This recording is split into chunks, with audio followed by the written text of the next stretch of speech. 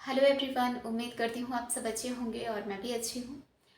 और आज की इस वीडियो में हम बहुत ही इम्पोर्टेंट टॉपिक पर बात करने वाले हैं। सबसे पहले आप लोगों में से अगर जिन्हें भी ऐसा लगता है कि मैं बेवकूफ़ हूँ कि मैं ऐसा कैसे कह सकती हूँ कि खुजली करने का सही तरीका, तो फ्रेंड्स कई बार ऐसा होता है कि कुछ कंडीशन में हम उस चीज़ को ठीक तो नहीं कर सकते हैं, उसे हमारी बॉडी को झेलना है, बट उसे हम कम ज़रूर कर सकते हैं।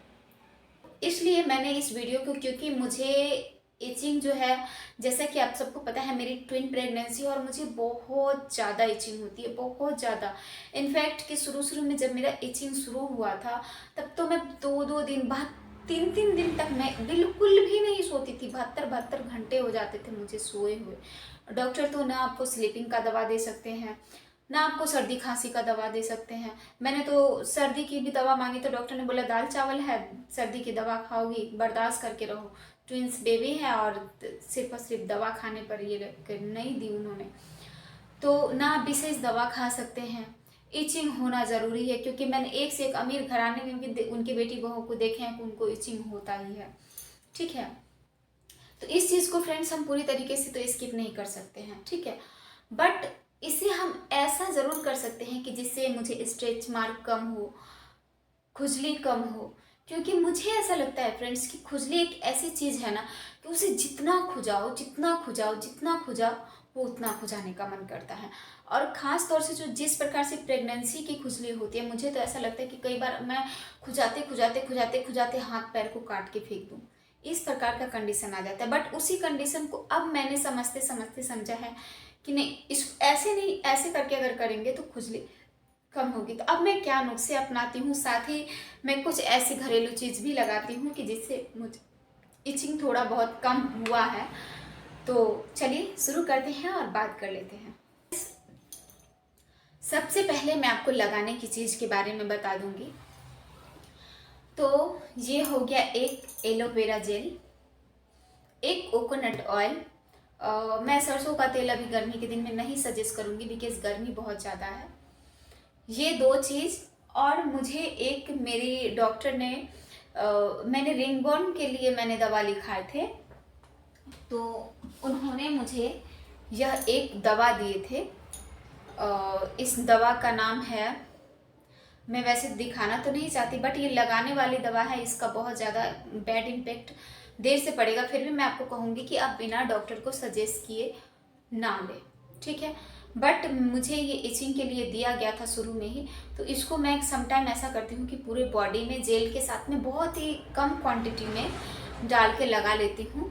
तो इस दवा को आप देख सकते हैं, जोकॉन एल, जोकॉन एल इस दवा का नाम है। इसकी कॉस्ट 300 रुपये के लमसम में है, मैंने नहीं पढ़े हैं अभी। तो इस प्रकार की अगर कोई भी आपको इचिंग की दवा मिल रही है तो आप उसे लगा सकते हैं।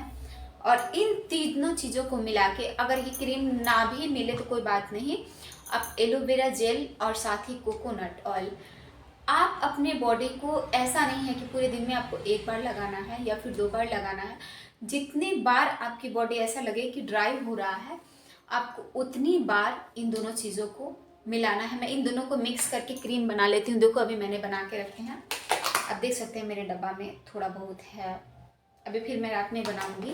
तो मैं क्या करती हूँ कि इन तीनों चीज़ों को ज़्यादा करके 75% की मात्रा में मैं एलोवेरा जेल देती हूँ, कोकोनट ऑयल देती हूँ, और सिर्फ 5% एकदम इतना सा ये क्रीम देती हूँ।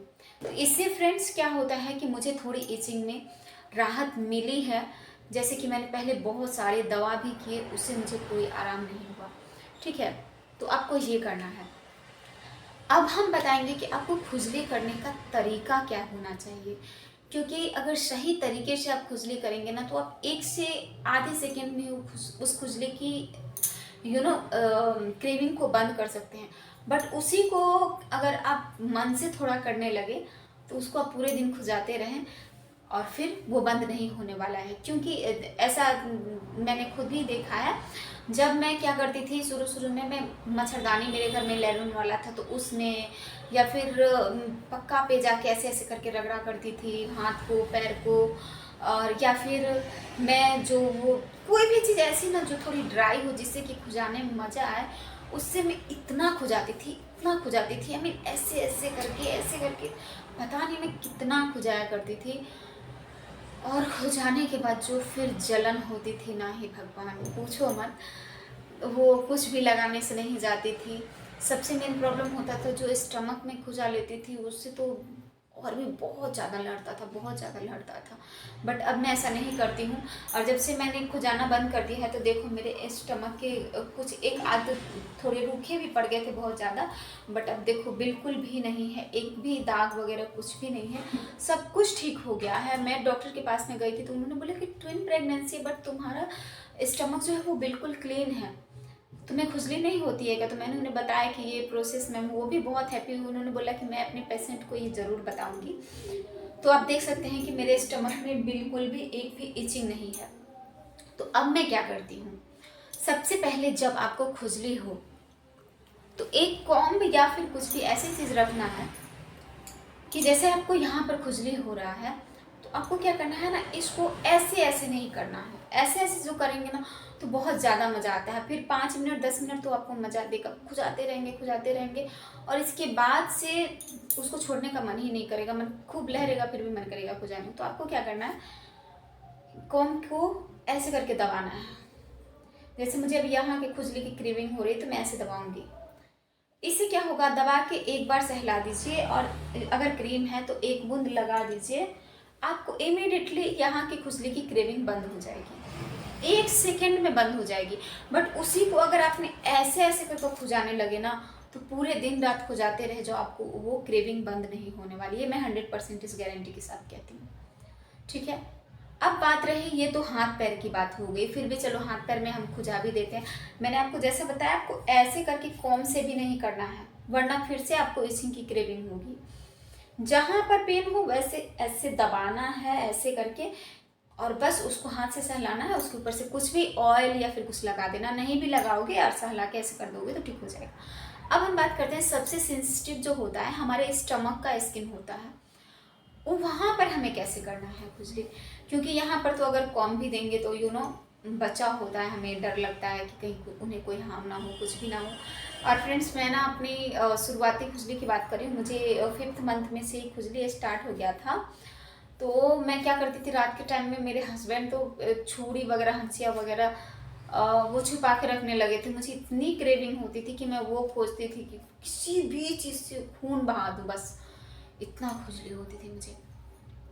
तो स्टमक के खुजली के लिए आप क्या कर सकते हैं कि जैसे कि मुझे अभी स्टमक में क्रेविंग हो रही है खुजली करने की, तो सबसे पहले आपको एकदम धीरे से यहाँ पे ऐसे पुश करना है या फिर ऐसे पुश करना है। नेल्स बिल्कुल 110% अवॉइड करना है।